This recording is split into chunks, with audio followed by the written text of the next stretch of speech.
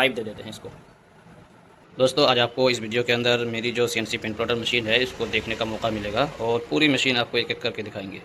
सबसे पहले तो आप देख लीजिए, यहाँ पे मेरा इस तरह का सिस्टम बना हुआ है। यहाँ पे कंप्यूटर है और उसी के बराबर में मैंने इस तरह CNC पेन प्लॉटर को रख रखा है।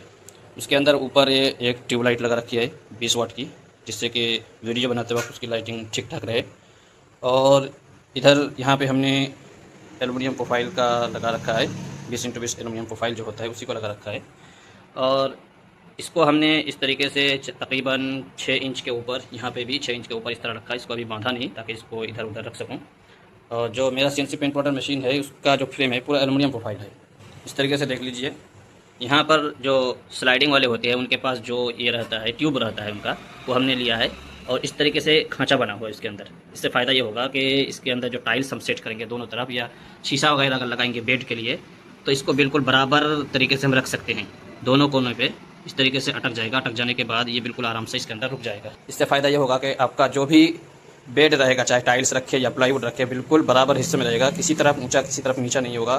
तो पेन जो है एक ही साइज़ पर चलेगा, कहीं पर ऊंचा कहीं पर नीचा नहीं होगा। इसी तरह अगर आप इसको राउटर बनाएंगे बाद में, तो आपका जो भी स्पंडल रहेगा वो बराबर तरीके से काटेगा हर तरफ को। और इधर हमने इसको बढ़ा रखा है थोड़ा, तकरीबन 1.5 इंच 2 इंच के करीब।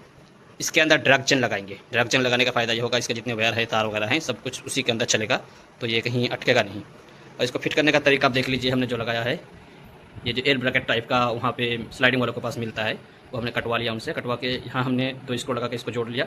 और इधर भी हमने इस तरीके से इसको जोड़ लिया, इसका देख सकते हैं। और नीचे हमने एयर ब्रैकेट का जो रेडीमेड मिलता है उसको इस तरीके से लगाकर इसका पाया बना लिया है चारों कोने पे। यहाँ पे प्लाईवुड लगाया इसलिए ताकि इसका जो साइज़ बड़ा होने की वजह से ये स्टेबल रहे और जो थोड़ा सा लचकपन इसके अंदर ना आए।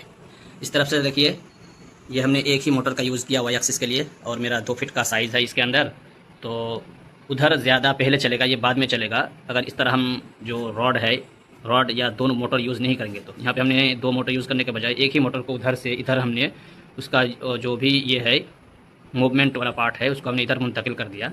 तो वो जब घूमेगा तो इधर भी ये घूमेगा, और इसके अंदर भी नीचे आप देख सकते हैं इस तरह बेल्ट वाला सिस्टम बना हुआ है, वो इसको एक साथ ले जाएगा। कभी बाद में ये इस तरह नहीं चलेगा, बल्कि एक साथ चलेगा। वाई एक्सिस का दोनों तरफ दायां बायां दोनों एक साथ चलेगा, इसलिए हमने सिस्टम बना रखा है। और आप ये यहाँ देख लीजिए, ये एक्स एक्सिस है और जेड एक्सिस है। एक्स एक्सिस के लिए हमने यहाँ पे एक मोटर लगाया। मोटर लगाने के बाद इधर से हमने जो भी टीन वगैरह होता है, इस तरीके से जो आपको वेल्डिंग शॉप वालों के पास मिल जाते हैं, लोहे की चादर, उसी को हमने वहाँ से लिया था खरीद कर। हमने इस तरीके से काट के पहले हमने मार्किंग किया, प्रिंट आउट निकाल कर उस पर चिपकाया, फिर उस तरीके से काट के हमने इस तरीके से इस पर सेट किया।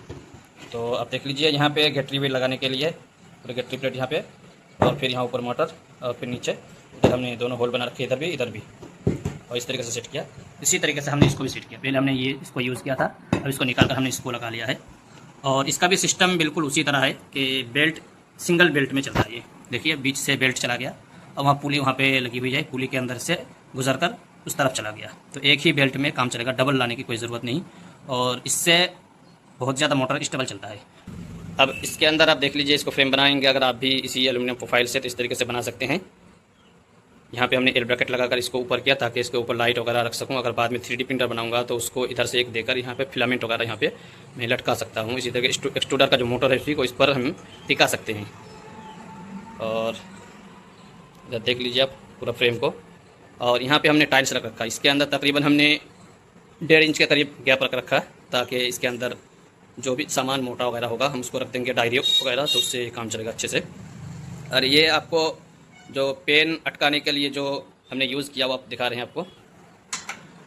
इस तरीके से आपको जो शीशे की दुकान होती है, जिनके पास कांच मिलता है, उनके पास ये रहता है रैक बनाने के लिए, तो ये सबसे बेहतर विकल्प है। दूसरी चीज़ को यूज़ करने के बजाय इसको यूज़ करेंगे तो ज़्यादा अच्छा रहता है। पेन को कसने का अच्छा इसके अंदर ये रहता है। यहाँ पे 2 स्क्रू है, इसके ज़रिए से इसको आप कस सकते हैं। और इधर भी 2 स्क्रू लगाने के लिए जगह है, तो आप उसको यहाँ पे इस तरीके से फिट करके आराम से यहाँ पे कर सकते हैं। ये बहुत ज़्यादा शानदार आइडिया है, तो आप इसको यूज़ कर सकते हैं।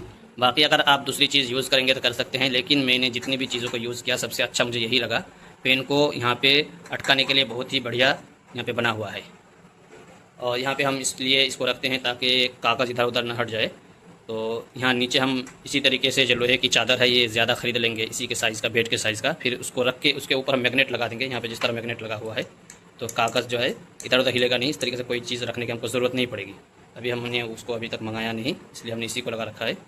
तो आप इस तरीके से लगा सकते हैं। अब हम टेस्ट करेंगे कि हम जो साइज़ देते हैं एक्चुअल उसी साइज़ पर ये ड्राइंग करता है या नहीं करता है। तो चलिए उसके लिए हम कुछ जी कोड जनरेट कर लेते हैं। तो ये हमने कंप्यूटर को ये कर लिया है और इसके अंदर हमने इसके को ओपन कर लिया है। अब सबसे पहले हम एक बॉक्स बनाएंगे, चौकोर बॉक्स। तो चलिए चौकोर बॉक्स बना लेते हैं। इसकी साइज़ हम रखेंगे 50 mm।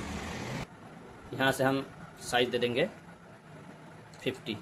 तो इस तरीके से हमने एक बॉक्स बना लिया है 50 mm का, और एक राउंड शेप का बना लेंगे। कंट्रोल दबा कर करेंगे ताकि बिल्कुल राउंड हो। इसको हम 49 दे देंगे या 45 दे देंगे, इसी के अंदर कर देंगे। 45 दे देते हैं इसको बीच में कर देंगे और एक स्टार बना लेंगे। फिर इसका जी कोड जनरेट करेंगे।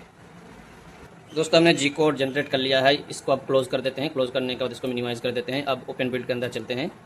दोस्तों अब हमको चेक करना है कि क्या ये ठीक साइज़ पर कर रहा है या नहीं कर रहा है। तो उसके लिए हम इसको पहले सेट कर लेते हैं पेज पर, और फिर इसको थोड़ा सा ऊपर कर लेता हूँ। अब चलिए चेक करते हैं।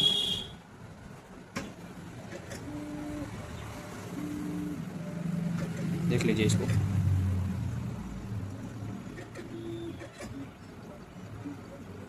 बहुत ही ज़्यादा स्पीड है। अब इसको हम देखते हैं नाप कर, क्या ये ठीक साइज़ पर आया या नहीं आया है। आपको दिख रहा है बिल्कुल 50 साइज़ पर ही आया है। कोई इसके अंदर 1 mm का भी कोई फ़र्क नहीं पड़ा। देख लीजिए इसको सही से आप, बिल्कुल 50 पर आ गया ये। इसको 45 पर दिया था, राउंड शेप है, थोड़ा इसको ये करना, मेज़र करना मुश्किल है। ये देख लीजिए 45 पर आ गया है। इसी तरीके से इसको हमने 40 mm का दिया था, तो ये भी तकरीबन 40 mm का ही बनेगा। ये देख लीजिए 40 mm का। तो ये बिल्कुल जितना साइज़ देते हैं उसी साइज़ पे आता है, कोई भी गड़बड़ नहीं करता है। और इसके अंदर जो भी ड्राइंग होती है बहुत ही ज़्यादा शानदार और अच्छे क्वालिटी की होती है। उसके अंदर एक भी स्टेप को मिस नहीं करता है। और इसको खुद मैंने अपने हाथ से यहाँ बनाया है। तो आप भी अगर इस तरीके से मशीन चाहते हैं तो मेरे से ख़रीद सकते हैं। आपका अगर कोई मार्किंग वगैरह का काम है, जिस तरीके से फॉर्म वगैरह काटने के लिए या एक्रेलिक शीट वगैरह काटने के लिए, तो आप मशीन खरीद सकते हैं। और इसको कटर भी बनाएंगे बाद में। इसके अंदर एक स्पेंडल सेट कर देंगे यहाँ पे, इसलिए हमने इसको सर्वो मोटर्स यूज़ नहीं किया बल्कि स्टेपर मोटर यूज़ किया। यहाँ पे एक स्पेंडल लगा देंगे तो ये खुद उसको रोटर की तरह काट सकता है। और इसके अंदर मार्किंग करके अलग से काटने की कोई ज़रूरत नहीं, खुद इसको काट देगा। तो आपको मशीन चाहिए तो हमसे कॉन्टैक्ट कीजिए। और अगर आपको नाम वगैरह ड्राइंग कराना है तो हमें कमेंट कीजिए। फ्री में आपका नाम ड्राइंग करके वीडियो बनाकर हम आपको दिखा देंगे।